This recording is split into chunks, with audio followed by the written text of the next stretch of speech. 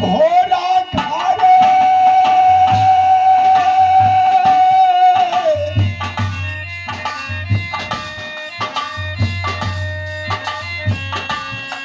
घारे सार में गब्बा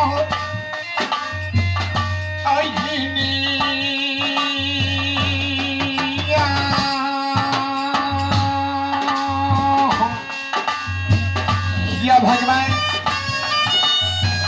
महान बिरमा अपने सोदर भाई की पहचान न की।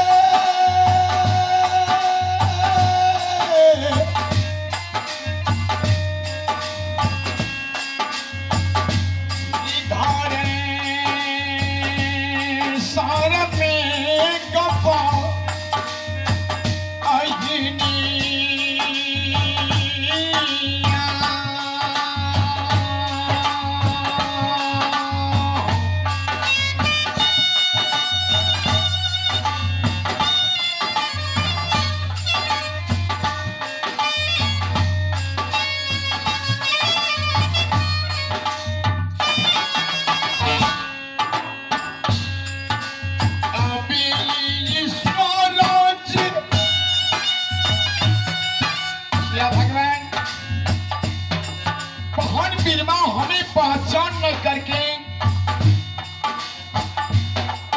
एक नारी के हाथ से खाना पहने से मरवाया। इसके बाद यह बहन अपने हाथ से गंजन करके दरोगा पुलिस से मना करके ले आया और दरोगा पुलिस के मनाकर वह हाथ में हथकड़ी लगवाया। हथकड़ी लगाकर कहा तो घोड़ा घुड़सार में ले गया। घोड़ा घुड़सार में जाकर के खुदी की रोटी में विष मिलाकर हमें भोजन करने के लिए दिया। उतना ही गंजन करते तो कोई बात नहीं। वहां पर फिर दरोगा पुलिस की मना करके ले आया और दरोगा पुलिस की मनाकर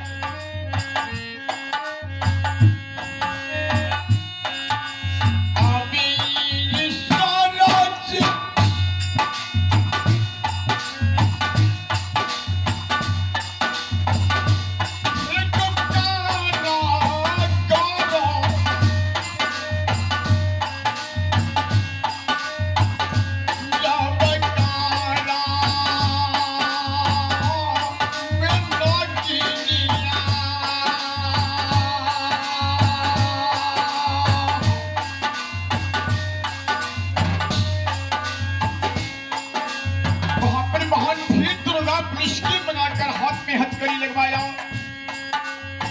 और हथकड़ी लगाकर कहा तो कारागार में ले गया। कारागार में जाकर के